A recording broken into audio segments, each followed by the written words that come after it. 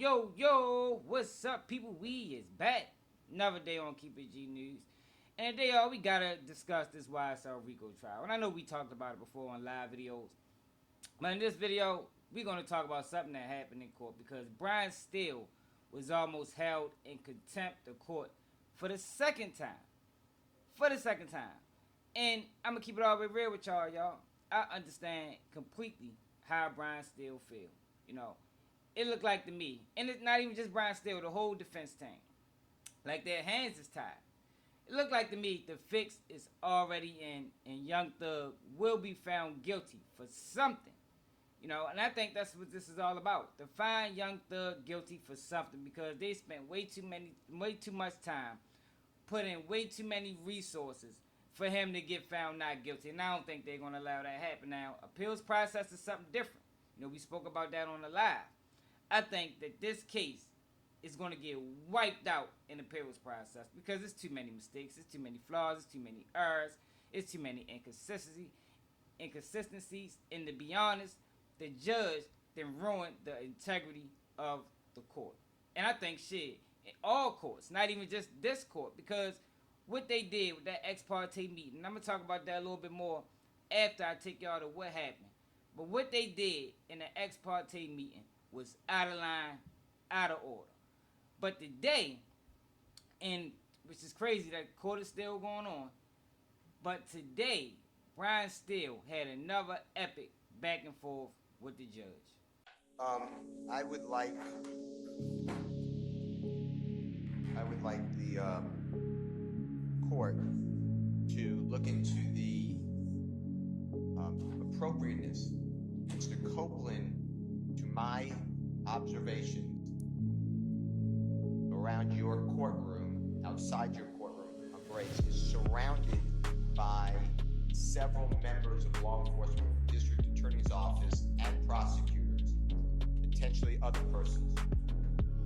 I don't know why a sitting witness under oath is in a room with prosecutors during breaks, mornings, afternoons. It's totally inappropriate. There are people who are in your court's door. There's a double door where the court sits to its right that aligns with the witness chair. And I noticed people standing there in law enforcement while Mr. Copeland is testifying. He's making eye contact with them. I don't know if they're his brother. My point to you is this: what gives anybody the right to surround a witness? He's not in custody. And bring a witness. I'm sure Mr. Copeland didn't say to the prosecutors, I don't know this, Your Honor, so if you think I'm wrong, then just strike it from your memory. But I'm sure he didn't say, hey, you guys want to hang out in this room a little while? So I believe that he is being led on a tether by the prosecutors, and it is coercion. It is inappropriate. And why would anybody not be recording everything he said? And why do I have to get into drips and drabs? So I am objecting to the tactics of the Fulton County District Attorney's Office and whoever else they may have employed with a citizen, regardless of what the court may think of him or the prosecutors think of him. I don't have any thoughts, so please don't put that in. Please don't put that in the ether. Okay, but that's what you just said, sir. Ether is clear. The court wouldn't do it. I wouldn't do it either. So why is it happening? See, I have no interest other than I'm a referee. Well, you're the referee who spoke with the witness without my presence. Mr. Steele, we're not gonna get into that right now. Well, okay? my point is, how is he being treated here? And why don't I have all this? And why is this going on? What an unfair trial for Mr. Williams. Think about it. If you were accused, Your Honor, and the judge met with this witness, with the prosecutor, and you sat next to me and Mr. Adams, you would say to us, what kind of case is this? Now he's being surrounded with all this law enforcement. My point is, Your Honor, we're going to object that this. I'm not going to be interrupted. Mr. Steele, hold on. No, but you're cutting me, Mr. Steele. Mr. Steele. Yes, sir. What? Okay. I want to finish. I'm making a record for the court to understand. Well, Mr. Steele, never been interrupted in a court except for this one. You allow. Well, you know, but the challenge is in this point in time is that some of the things that you have said at certain points in time are not appropriate. Not true. Okay, well that's the court's. The court is wrong. Well, you know, you have, everybody has an opinion, and it can certainly be reviewed at the appropriate time. But finish up so you can go ahead and make your record. Prosecutor. This is a record. This is important. Okay, but it's your allegation and assertion, sir. Okay, so, well, we don't know that. We don't know whether or not they're true. What's going on? Every time Mr. Copeland comes in the courtroom or out of court, he's escorted by a DA's office investigator. You see that? This court is observant. You're not just sitting there in a cloud. You see exactly what's going on. You hear the prosecutor tell you, we were in a room with Mr. Copeland and he said these things. Why? Okay. Why do I have to bring up? You should be bringing it up. This is crazy. This is like communist Russia. Mr. Williams is having the worst trial. So I'm moving again to stop continuing the witness by the prosecution, leave people alone, and stop accusing. You've allowed the prosecutor Love to accuse me of misconduct. Oh, but you've also accused her of hold on. You have accused her of misconduct as well. And remember what I told you about your professional responsibility. Remember what I told you about your. And she's gonna take me down, as opposed to you. So when I start talking, stop talking, please. Okay? I'll let you complete your record. Okay? I understand the one party talking. I got it. All right. Okay. All right. So I told you, several times before. I've told you and your colleagues. Remember your professional responsibility. And let's not make this an ad hominem issue. I don't believe that either one of you are trying to do anything that would subvert your ability to practice law. So I mean, but Love has intentionally lied to the court numerous cases. hold on. Let him finish. See, this is Mr. Steele. This is exactly what I'm saying. You cannot. It is not a good idea to state that your brethren across the bar are lying. Okay, at any time or any way. I don't like doing it. Okay, but don't. So don't. But don't because you don't. Don't because you don't have any proof. If you have proof of it, then if you have proof, there's a mechanism in law and under the rules for you to submit that question to the Office of General Counsel and for the investigation to occur. But please stop, both of you. I've told both of you earlier, stop making these ad hominem attacks toward one another. Okay? When it gets attacked, say nothing. Well, okay, but I've said something. You're going back to stuff that's happened in the past. So while I'm trying to deal with things that are current, so I told you all most recently, as of about a week or so ago, to stop all this. Remember, I told you the world's watching you. They are. So please don't from this point on, do not accuse each other of anything. If you want to go ahead and do it, there's a proper way to do it, but don't bring it up in front of me. Okay? I'm just making a point that this has been going on and it's abusive. That is my point. That's your assertion, sir, as a lawyer, okay? And maybe your frustration with everything. Like I told you, this trial's gone a long time. There's a lot of wear and tear, but everybody's got to rise above and be a professional advocate. That's what the system demands of you. Warren Whittle, I am here to tell the court that from an objective, casual observer, you can see what's going on here. It's inappropriate. Okay, at the end of the day, I understand your concern that you have now shared with the court. Okay. All right, State, do you want to respond?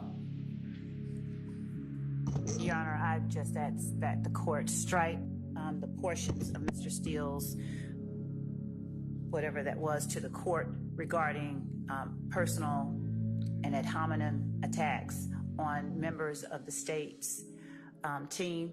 Ms. Hilton will address merits of the initial argument that Mr. Steele made, but as to personal attacks on members of the state's team, we'd ask that assertions that specific people have lied. That is disrespectful, that is unprofessional, and not one time has any such statement been made by any member of this team about anyone else. Oh, I think, Ms. Love, in the past, you've made some statements. I have never said anyone lied. You've made some statements about Mr. Steele and Your about. Well, just let me finish. I'm not done. All right, and about several others of your colleagues. I mean, and it may have been the heat of discussion and everything else. I said earlier, there's enough blame to go around for everybody, all right? So, but can we kind of stop that and draw things kind of forward? I've had 2 or 3 conversations with everyone about their obligations as professional advocates under the rules, okay? And that while the court certainly agrees that ad hominem attacks they don't make anybody look any good. They really don't.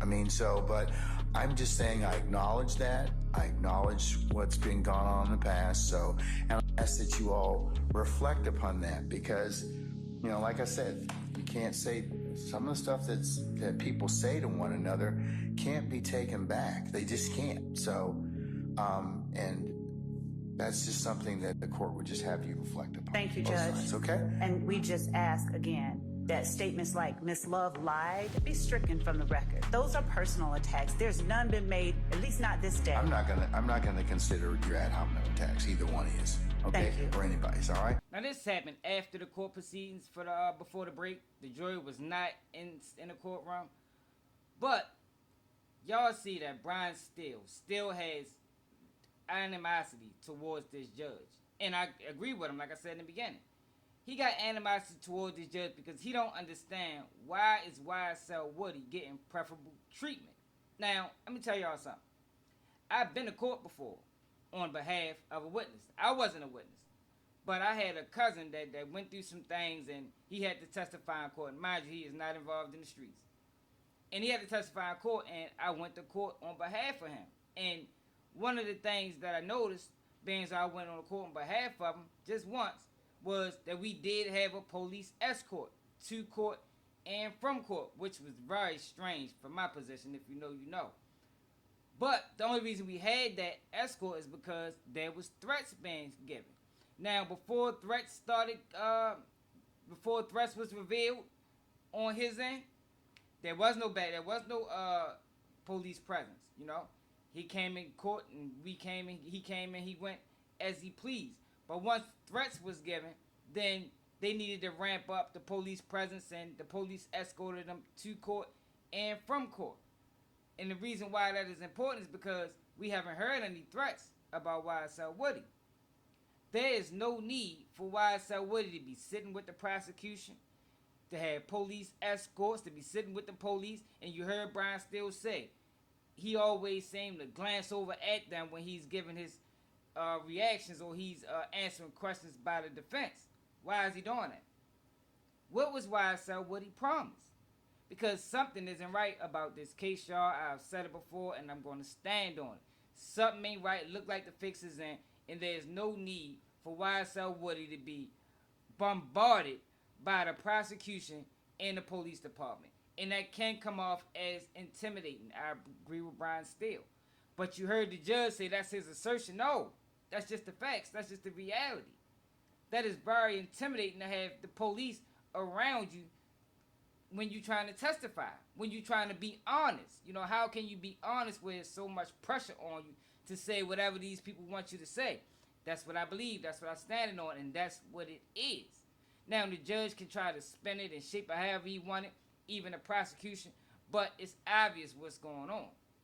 And I told y'all that this case shouldn't have been allowed to proceed after Brian Steele was held in contempt of court. You all are really getting yourselves cross purposes at this point in time. Sir, I'm telling you, you are at this point in time. You made some things out of nothing. I think that you're on very precarious ground at this point in time. So I'm telling you at this point in time, he's in custody. We're going to go ahead and start. You can represent Mr. Williams. That's okay. That's fine. I'll take up the other stuff as needed, but I'm not going to take it up right now. Say again? Respectfully, I will not. I cannot. Sir, you have to. Well, you're gonna have to do the best you can at this point in time, because you don't get to extort the court. That's what you're attempting to do at this point in time, sir. Yes, you are. What you're trying to do is, I'm not going forward if I don't get this. You know, it doesn't work that way, Mr. Adams. And I'm telling you at this point in time, I would just kind of govern yourself accordingly, sir. I'm telling you, as the court, under these particular circumstances, everything will come out as it should. I don't think, sir, I don't have enough information at this point in time to address it. I don't. But I'm telling you at this point in time, there is nothing that was given, said, whatever, this morning that. Any accuracy to some of the information that we are. But sir, I don't even know. Your co-counsel won't even tell me who said whatever. Okay. And the challenge I'm having in this particular circumstance is that is such a violation of the sacrosanct of the court's chambers and an ex parte conversation. You're just glossing over that. You're glossing over that in its entirety. No. It's not, sir. Sir. That's not what happened. That's not what happened. That's not what happened. I'm just telling you, that's not what happened. Judge, respectfully, we are not obligated to simply accept that there's been no violation. We believe that there has been, and the only. Okay, well then no, we're not doing it at this point in time. So you'll have a choice to make. All right, take Mr. Steele into custody, please.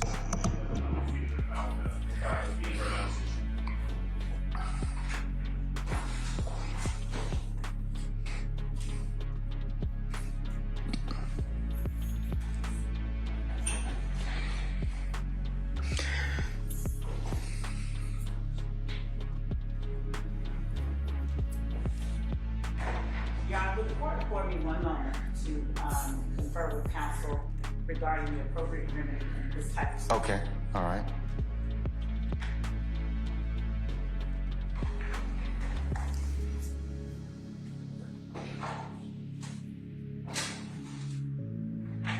May I say one thing, Your Honor? Yes, sir, you certainly may. Mr. Williams does not wish to go forward without me being here. You are removing me against his will, my will. You're taking away his right to counsel. And you're conducting material parts of this trial without me present, and I can't learn about it by watching online. So for that reason, additionally, I asked for a mistrial. And I assume you denied, but I'd like you to deny our motions for mistrial. You denied the other people. I've denied your motion, but I'll certainly take that under advisement, sir.